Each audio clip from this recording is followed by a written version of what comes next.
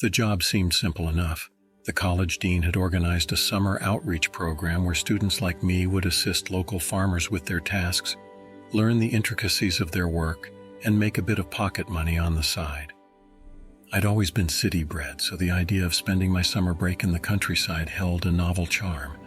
I was assigned to the Harris's farm, a vast expanse of golden fields. Their farmhouse was a sturdy structure with a barn at the back.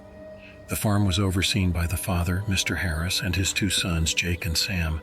They were rugged men of few words, their sun-weathered faces a testament to years spent under the harsh sun tending to the land. On my first day after a tour of the farm, Mr. Harris introduced me to their collection of machinery. Alongside the standard tractors and plows was the thresher. This machine, unlike the others, was clearly an artifact from the past. An old, rusty antique nestled in the barn's corner. Its worn-out blades and cogs were once a marvel of its time. "What you need to know," Mr. Harris had said, "is that this machinery, especially the thresher, can be dangerous. We don't use that one anymore. Always ask before you touch anything." Jake and Sam would often be operating the machines, and I'd occasionally hear them share jokes and laughter, the smell of something strong wafting from their flasks. Naively, I thought little of it. Moonshine, homemade and potent, was a common pastime for the locals, and I assumed that the Harrises were no exception.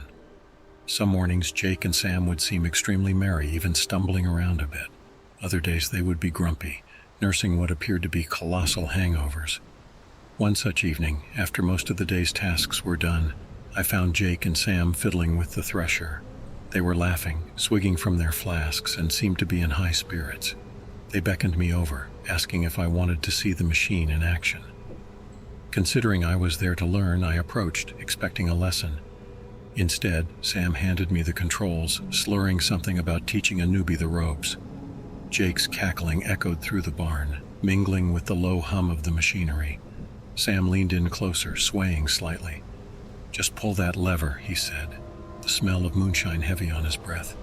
"It's a sight to see when she gets going." I engaged the thresher. Its blades began to spin in a synchronized chaos. I tried to shut it down, but Sam pushed my hand away. "Let it run," he bellowed, throwing his head back in laughter. Jake, equally intoxicated, joined in on the fun, pressing another button, causing the blades to spin even faster. The ground shook, and the drone of the machinery became hypnotic. I took a step back, aware of the destructive potential before me. Jake, already in high spirits from the drink, shouted over the din, "Let's show the city boy some real fun." In an instant, both brothers were on either side of me, their drunken laughter almost drowned out by the thresher. The tight grip each of them had on my arms was inescapable. Without warning, he grabbed my hand and began moving it toward the roaring machine, clearly intending it as some warped prank. My heart raced, my pleas barely audible above the noise. But then Jake, maybe having a moment of clarity or perhaps just less intoxicated than his brother, tried to pull Sam back. "Okay, that's enough," he shouted. The sudden tug-of-war, with me caught in the middle and the machine just inches away, was a terrifying blur. My hand, still gripped by Sam, perilously close to the blades.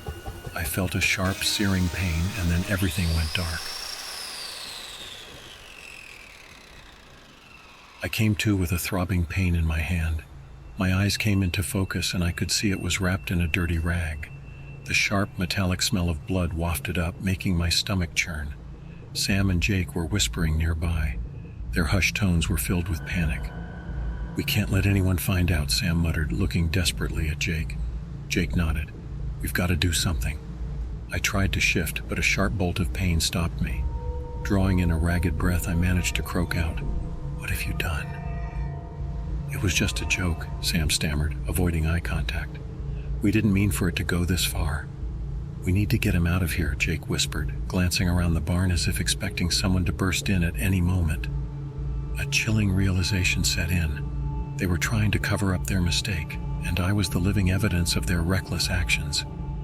Mustering all my strength, I tried to stand, but my legs buckled. I could hear them moving closer, their intent clear. Panicking, I reached out, grabbing a rusty wrench from a nearby table. "Stay back," I warned, waving the tool. Sam took a step forward, trying to calm the situation. "Look, we're sorry, let's just talk this out." But their earlier actions had already shattered any trust I had in them. I swung the wrench at the nearest crate. The brothers flinched, momentarily distracted. Seizing the opportunity, I made a run for the barn's exit.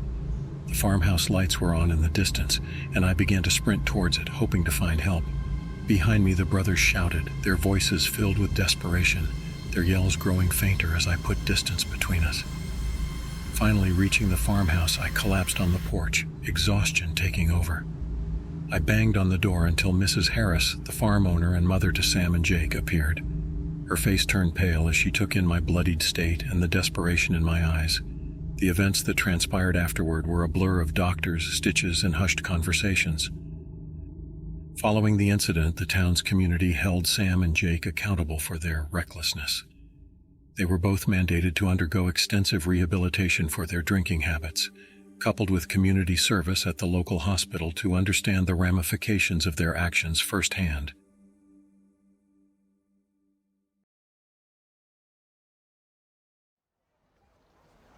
The Harvest Festival had always been a staple in our small town. Every year, locals gathered to celebrate, sharing stories, music, and food with one another. The aroma of baked pies, roasted corn, and barbecued meats filled the air, making it hard not to be in good spirits. This year, the festival seemed bigger, more boisterous. The crowd's laughter was louder, the music more resonant, and the dance moves wilder. I was there with my friends, Mike, Jenny, and Sam. We had grown up together, and the festival had become a sort of ritual for us. As the evening dimmed, the energy of the festival began to wane. Families started heading home, carrying sleepy children on their backs. While we sat on the outskirts of the festival ground, Sam nudged us and pointed towards a distant old barn that stood on the edge of Mr. Anderson's property. Next to it was an old tractor. It had been a centerpiece of sorts, a symbol of the farm's long-standing history in our town. "Let's take it for a spin," Sam said. I hesitated. Mr. Anderson was known to be reclusive, and while he participated in the festival, he wasn't one to be crossed. But the temptation of a little adventure was hard to resist. The four of us sneaked over to the barn and managed to start the tractor. It roared to life. We took turns driving it, laughing and joking as we went along. As we made a wide turn to head back, we saw the silhouette of a man emerging from the farmhouse. It was Mr. Anderson, and from the way he started towards us, it was clear he was not pleased. We were in trouble. The realization hit us. Here we were on a stolen tractor with an irate Mr. Anderson hot on our heels. The situation felt surreal, like a scene ripped straight from a horror film. Mike pushed the tractor's throttle, trying to coax more speed out of the aging machine. The engine roared in protest. As we hurtled forward, the rumble of Mr. Anderson's pickup grew louder. Jenny clutched the sides of the tractor, her knuckles white, and Sam kept glancing back. He pointed to a downhill path to our right, leading towards the old creek. Mike swerved the tractor onto the downhill path.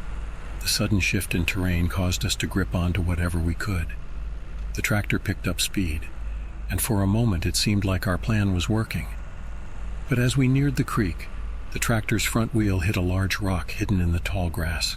The sudden jolt threw Sam and Jenny off, and the tractor veered sharply to the left, heading straight for a large oak tree. With no time to react, we crashed the tractor. The world spun, and then all went dark. I slowly regained consciousness, my head pounding. Pushing through the pain, I tried to assess the situation.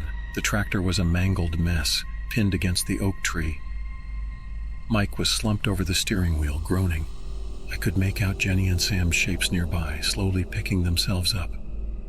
"We need to move," I whispered, pulling Mike away from the wreckage. As if on cue, the pickup truck's headlights lit up the crash site. Mr. Anderson had reached the hilltop and was surveying the scene below. Dazed and injured, we began our escape, limping away into the thick woods, praying that the trees would hide us.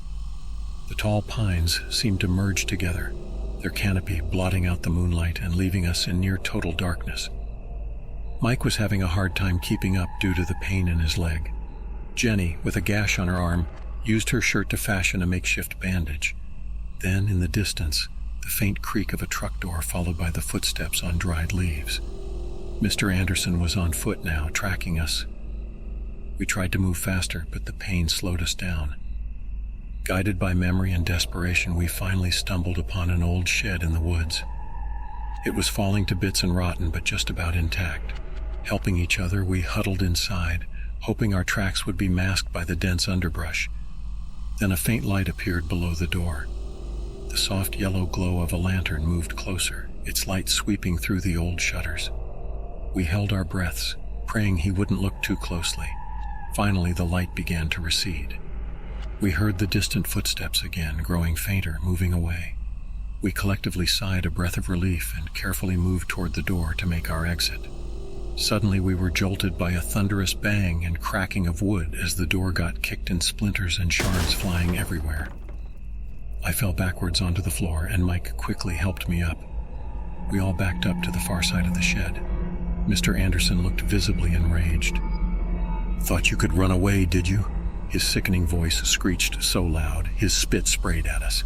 He emerged through the doorway, his lantern revealed a shotgun cradled in his arm. "You think you can mess with my property, steal from me?" he shouted, his voice echoing with malice and a curdling anger. I genuinely thought our lives were in danger. We immediately professed our mistakes, pleading for forgiveness and offered to pay for the damage. Jenny was visibly shaking, with tears streaming down her face. Sam, voice trembling, spoke up. "If you let us go, we promise we'll make it right. We'll pay for the tractor, work on your farm, whatever it takes." I mustered all the courage I could to back Sam up. "Mr. Anderson, please, we made a mistake. Please let us go." The old man seemed to ponder this for an agonizingly long moment, but then continued to shout and wave the shotgun around wildly. He was so crazed that I didn't think we stood a chance at calming him down. In the end, Mike just made a run for it, pushing him hard to one side. The rest of us saw the fleeting opportunity and sprinted into the outside beyond. As we took off through the woods, we didn't dare look back for some time. It grew quiet behind us, and I ventured a glance toward the shed. Thankfully, all I saw was the light of Mr. Anderson's lantern gradually swallowed by the inky blackness.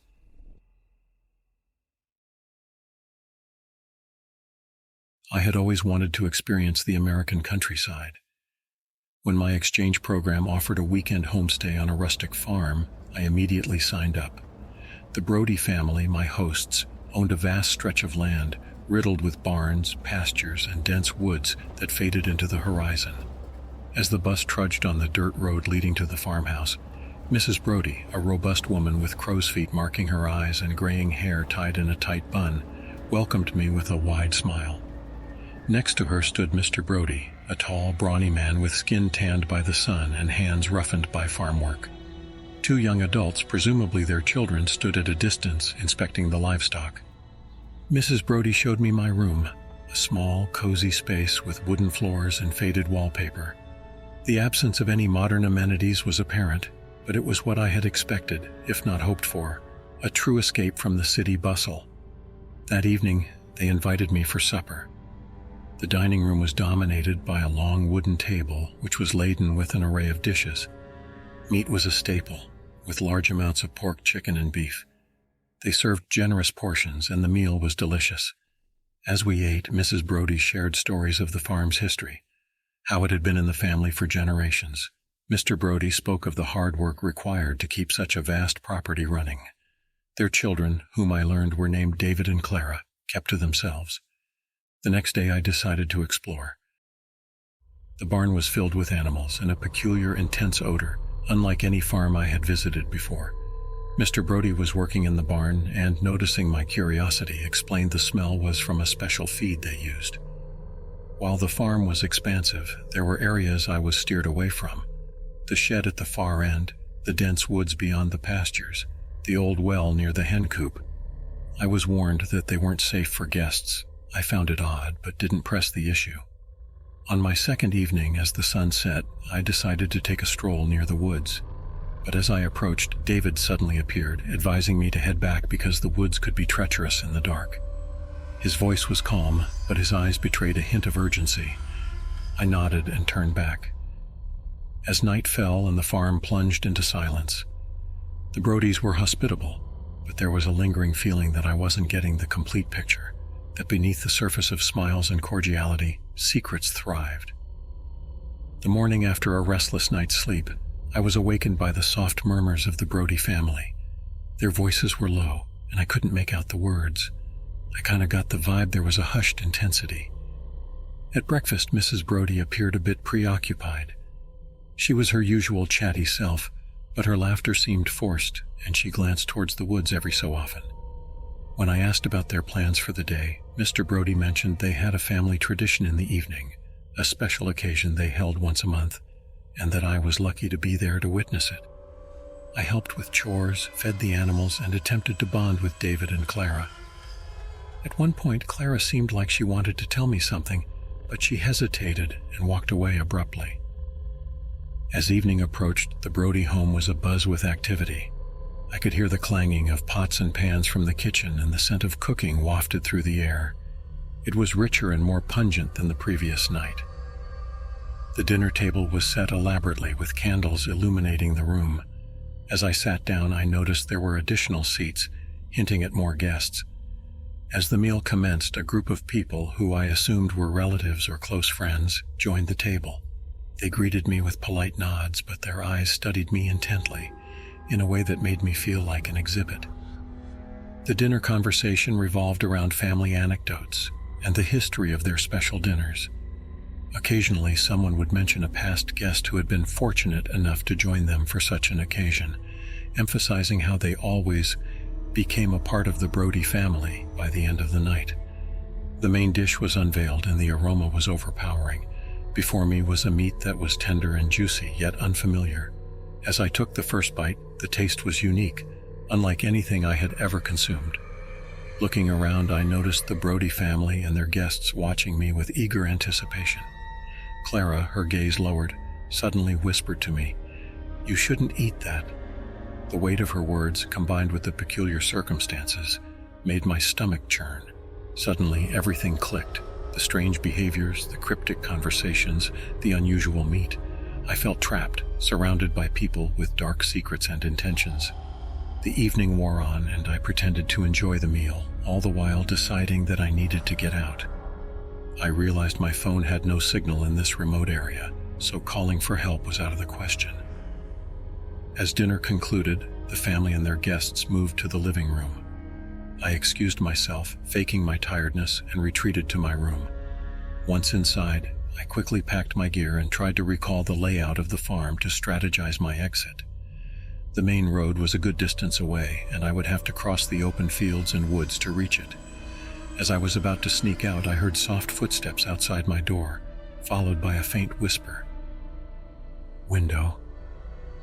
It was Clara. Trusting her instinct, I silently made my way to the window, opened it, and slipped out. I moved stealthily, avoiding the open areas. Every rustle of leaves, every distant animal cry heightened my senses. As I neared the woods, I heard voices behind me, searching, calling out. The Brody family had realized I was gone. Clara suddenly emerged from the shadows, motioning for me to follow her. "This way," she murmured. We navigated through a narrow, concealed path in the woods that she seemed to know well. As we moved further into the woods, the distant voices grew fainter. Clara confessed that she couldn't stand the family's traditions any longer, and that she had been waiting for an opportunity to leave. She had overheard plans for me that night and knew she had to intervene. Hours seemed to pass as we trudged through the forest. We saw lights in the distance, a farmhouse. We approached cautiously, and an elderly couple, surprised by our sudden appearance, welcomed us in. After hearing our account, the couple revealed they were aware of the Brody's dark reputation but had no evidence to confront or report them. They offered to drive us to the nearest town. When Clara and I reached it, we reported our experience to the authorities. The subsequent investigation unveiled the true nature of the Brodys and their long-standing, sinister practices.